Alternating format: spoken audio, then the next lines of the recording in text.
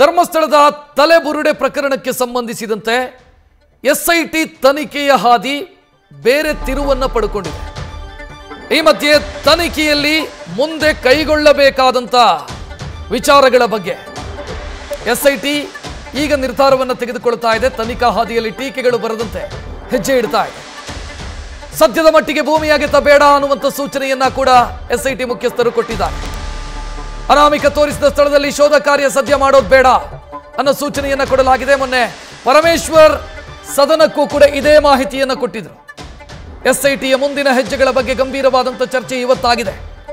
ಪ್ರಣವ್ ಮೊಹಂತಿಯವರ ನೇತೃತ್ವದಲ್ಲಿ ಸಭೆಯಾಗಿದೆ.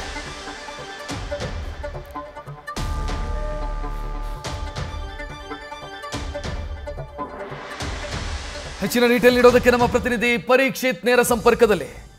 ಪರೀಕ್ಷಿತ್, ಏನಾಯ್ತು ಸಭೆಯಲ್ಲಿ? ಏನ್ ನಿರ್ಧಾರ ತೆಗೆದುಕೊಂಡಿದ್ದಾರೆ ಎಸ್ಐಟಿ ಅಧಿಕಾರಿಗಳು?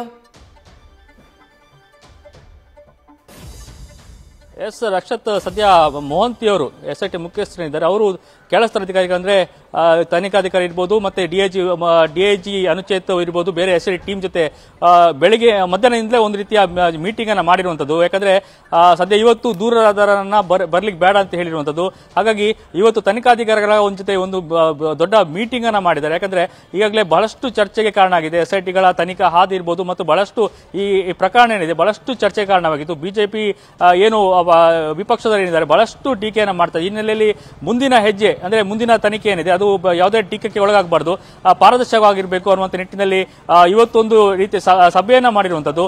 ಒಂದು ಮೀಟಿಂಗ್ ನಲ್ಲಿ ಮುಂದಿನ ಹೆಜ್ಜೆ ಹೇಗಿಡಬೇಕು ಮತ್ತೆ ಯಾವ ರೀತಿಯ ತನಿಖೆಯನ್ನ ಮಾಡಬೇಕು, ಮತ್ತೆ ಈಗಾಗಲೇ FSL ರಿಪೋರ್ಟ್ ಕೂಡ ಇನ್ನು 4-5 ದಿನಗಳೇ ಬರಬಹುದು. ಆ FSL ರಿಪೋರ್ಟ್ ಜೊತೆಗೆ ಮತ್ತೆ ಈಗಾಗಲೇ ಆಗಿರೋ ಹೊಂಡಗಳಲ್ಲಿ ಏನು ಸಿಕ್ಕಿದೆ, ಏನು ಸಿಕ್ಕಿಲ್ಲ, ಮತ್ತು ಅಲ್ಲಿನ FS ಸಾಯಿಲ್ ಟೆಸ್ಟ್ ಇರಬಹುದು, ಇವೆಲ್ಲವೂ ಸೇರಿದಂತೆ ಎಲ್ಲ ರೀತಿಯ ತನಿಖೆಯ ಬಗ್ಗೆ ಈ ಒಂದು ರೀತಿಯ ಮೀಟಿಂಗ್ ಅನ್ನ ಮಾಡಿದ್ದಾರೆ. ಮುಂದೆ ಯಾವ ರೀತಿ ತನಿಖೆ ಮಾಡಬಹುದು ಮತ್ತೆ ಯಾವ ರೀತಿಯ ತನಿಖೆಯ ಶೈಲಿ ಹೇಗಿರಬಹುದು ನಿಟ್ಟಿನಲ್ಲಿ ತನಿಖಾಧಿಕಾರಿಗಳೇ ಬಹಳಷ್ಟು ಸೂಚನೆ ನೀಡಿರುವಂತದ್ದು. ಮುಖ್ಯವಾಗಿ ಈಗಾಗಲೇ ಕುಟುಂಬಸ್ಥರನ್ನ, ಸ್ನೇಹಿತರನ್ನ, ಸಂಬಂಧಿಕರನ್ನ ಎಲ್ಲರನ್ನ ವಿಚಾರಣೆಗೆ ಒಳಪಡಿಸುತ್ತಾರೆ ಏನು ಎಸ್ಐಟಿ ಟೀಮ್. ಮುಂದೆ ಈಗಾಗಲೇ ತಲೆಬುರುಡೆಯ ವಿಚಾರವೂ ಕೂಡ ಆತ ಸರಿಯಾಗಿ ದೂರುದಾರ ಇನ್ನೂ ಉತ್ತರವೂ ಕೊಟ್ಟಿಲ್ಲ. ಆ ಬಗ್ಗೆ ಸರಿಯಾದ ಸ್ಪಷ್ಟನೆಯೂ ಆತ ಕೊಟ್ಟಿಲ್ಲ. ಹಾಗಾಗಿ ಮುಂದಿನ ಹೇಗೆ ಹೆಜ್ಜೆ ಇಡಬಹುದು ಮತ್ತೆ ಪರೀಕ್ಷಿತ್ ಅಂದ್ರೆ ಇಷ್ಟು ದಿನ ಆತ ತೋರಿಸಿದ ಕಡೆಗೆ ಅಗದಾಯ್ತು, ಆತ ಹೇಳಿದ್ದನ್ನ ಮಾಡಾಯ್ತು. ಈಗ ಆತನ ಹಿನ್ನೆಲೆಯನ್ನು ಕೆದಕೋ ಕೆಲಸ ಆಗ್ತಾ ಇದೆಯಾ? ಆತ ಏನು, ಆತನ ಹಿಂದೆ ಯಾರಿದ್ದಾರೆ, ಇದನ್ನು ಹುಡುಕೋ ಪ್ರಯತ್ನಗಳಾಗ್ತಾ ಇದೆಯಾ, ಹೇಗೆ? ಎಸ್ ರಕ್ಷತ್, ಒಂದು ಕಡೆ ಆತನ ಹಿನ್ನೆಲೆ ಮತ್ತು ಆತನ ಮೈಂಡ್ ಸೆಟ್, ಯಾಕಂದ್ರೆ ಈಗಾಗಲೇ ಆತನ ಮಾನಸಿಕವಾಗಿ ಬಹಳಷ್ಟು ಒಂದು ರೀತಿಯ ಗೊಂದಲದ ಹೇಳಿಕೆಗೆ ನೀಡ್ತಾ ಬಂದಿದ್ದಾನೆ. ಕೊನೆ ಹಂತದಲ್ಲಿ ಆತ ಅಲ್ಲಿ ಇತ್ತು, ಈಗ ಗೊತ್ತಿಲ್ಲ ಅನ್ನೋ ನಿಟ್ಟಿನಲ್ಲಿ ಬಹಳಷ್ಟು ಗೊಂದಲದ ಹೇಳಿಕೆಗೆ ನೀಡ್ತಾ ಬರ್ತಾ ಇದ್ದ. ಇನ್ನಲ್ಲಿ ಆತನ ಹಿನ್ನೆಲೆ ಇರ್ಬೋದು, ಆ ಸಂಬಂಧಿಕರಿರ್ಬೋದು, ಆತನ ಜೊತೆ ಕೆಲಸ ಮಾಡಿದ ಸಹೋದ್ಯೋಗಿಗಳಿರ್ಬೋದು, ಎಲ್ಲರನ್ನ ಈಗಾಗಲೇ ವಿಚಾರಣೆಗಳನ್ನ ಮಾಡಿದ್ದಾರೆ. ಜೊತೆಗೆ FSL ರಿಪೋರ್ಟ್ಗಳಿಗಾಗಿ ಕಾಯ್ತಾ ಇದ್ದಾರೆ. ಜೊತೆಗೆ ಇನ್ನಷ್ಟು ಈಗಾಗಲೇ UDR ಇರ್ಬೋದು, ಬೇರೆ ಬೇರೆ ಈಗಾಗಲೇ ಬೇರೆ ಬೇರೆ ಸಾಕ್ಷಿದಾರರು, ಅಂದ್ರೆ ನಾನು ಕೂಡ ಇದ್ದೆ, ನಾನು ನೋಡಿದ್ದೀನಿ, ಆತ ಶವಗಳನ್ನು ಹೂದುವಾಗ ನಾನು ನೋಡಿದ್ದೀನಿ ಅನ್ನುವಂಥ ನಿಟ್ಟಿನಲ್ಲಿ ಸಾಕ್ಷ್ಯಗಳನ್ನು ಕೂಡ ಹೇಳಿಕೆ ಬಂದಿರುವಂತದ್ದು. ಮತ್ತು ಕೆಲವು ನಾಪತ್ತೆ ಪ್ರಕರಣ ಇರಬಹುದು, ಬೇರೆ ಬೇರೆ ದೂರುಗಳನ್ನು ಕೂಡ ನೀಡಿರುವಂತದ್ದು. ಆ ಎಲ್ಲಾ ದಾಖಲೆಗಳನ್ನ, ಹೇಳಿಕೆಗಳನ್ನ, ಕಂಪ್ಲೇಂಟ್ಗಳನ್ನ ಎಲ್ಲವೂ ಸ್ವೀಕರಿಸಿ ಆ ಮೊಹಂತಿ ಅವರು ಅದರ ಬಗ್ಗೆ ಕೂಡ ಪರಿಶೀಲನೆ ನಡೆಸಿರುವಂತದ್ದು. ತನಿಖಾಧಿಕಾರಿಗಳ ವಿಚಾರಣೆ ಕೂಡ ನಡೆಸಿರುವಂತದ್ದು. ಜೊತೆಗೆ ಮುಂದಿನ ತನಿಖೆ ಹೇಗಿರಬೇಕು ನಿಟ್ಟಿನಲ್ಲಿ ಸೂಚನೆಯನ್ನು ಕೊಟ್ಟಿದ್ದಾರೆ. ಯಾವುದೇ ರೀತಿಯ ಇನ್ನಾದ್ರೂ ಟೀಕೆಗೆ ಒಳಗಾಗಬಾರ್ದು, ಮತ್ತೆ ದೂರುದಾರ ಇನ್ನಷ್ಟು ದೂರುಗಳನ್ನು ಕೊಟ್ಟರೆ, ಜಾಗಗಳನ್ನು ಗುರುತಿಸಿದ್ರೆ ಅದನ್ನ ಅದರ ಮುಂದಿನ ಹೆಜ್ಜೆ ಆಗವಾಗಿ ಅದನ್ನ ಹೊಂಡವನ್ನು ತೆಗಿಬೇಕಾ ಬೇಡವಾ ನಿಟ್ಟಿನಲ್ಲಿ ಅದನ್ನು ಕೂಡ ಬಗ್ಗೆ ವಿಸ್ತೃತವಾಗಿ ಚರ್ಚೆಯನ್ನು ಮಾಡಿದ್ದಾರೆ. ಒಟ್ಟಾರೆ ಇವತ್ತು ಅರ್ಧ ದಿನದ ಮೀಟಿಂಗ್ ನಲ್ಲಿ ಬಹಳಷ್ಟು ಮಹತ್ವದ ಸೂಚನೆಗಳನ್ನು ತನಿಖಾಧಿಕಾರಿಗಳಿಗೆ ನೀಡಿರುವಂತದ್ದು.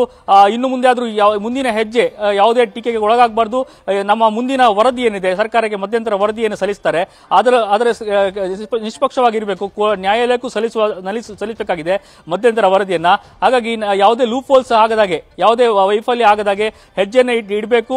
ಮತ್ತೆ ಎಲ್ಲ ಸಾಕ್ಷ್ಯಗಳನ್ನು ಈಗಾಗಲೇ ಎಲ್ಲ ವಿಡಿಯೋ ರೆಕಾರ್ಡಿಂಗ್ ಇರ್ಬೋದು, ಫೋಟೋಗ್ರಫಿ ಇರ್ಬೋದು, ಮತ್ತೆ ಸಾಕ್ಷ್ಯಗಳಿರ್ಬೋದು, ಎಲ್ಲವನ್ನ ಮಹತ್ವದ ರೀತಿಯಲ್ಲಿ ಕಲೆ ಹಾಕಲಾಗಿರುವಂತದ್ದು.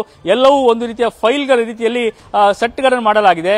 ಮುಂದಿನ ಯಾವುದೇ ಒಂದು ಸಣ್ಣ ಕೂಡ ವೈಫಲ್ಯಗಳು ಆಗದಂತೆ ಹೆಜ್ಜೆಗಳನ್ನು ಇಡೀ ತನಿಖಾಧಿಕಾರಿಗಳ ಒಂದು ನಿಟ್ಟಿನಲ್ಲಿ ಸೂಚನೆಗಳನ್ನ ಖಡಕ್ಕಾಗಿ ನೀಡಿದ್ದಾರೆ. ದೂರುದಾರನ ಇನ್ನಷ್ಟು ವಿಚಾರಣೆ ಇವತ್ತು ಬೇಡ ಅಂತ ಹೇಳಿರುವಂತದ್ದು. ನಾಳೆಯಿಂದ ಮತ್ತಷ್ಟು ತೀವ್ರವಾಗಿ ವಿಚಾರಣೆ ಆಗುತ್ತೆ. ಆತನ ತನ್ನ ಸುಪರ್ದಿಯಲ್ಲಿ ಇಟ್ಕೊಂಡು ವಿಚಾರಣೆ ಮಾಡಬೇಕಾ ಅನ್ನೋ ನಿಟ್ಟಿನಲ್ಲಿ ಕೂಡ ಚರ್ಚೆಗಳನ್ನು ಆಗಿರುವಂತದ್ದು. ರಕ್ಷತ್, ಥ್ಯಾಂಕ್ ಯು ಪರೀಕ್ಷಿತ್ ಮಾಹಿತಿಗೆ. ನ್ಯೂಸ್ ಫಸ್ಟ್ ನಿರ್ಭೀತಿಯಿಂದ ನಿಮ್ಮ ಪರವಾಗಿ.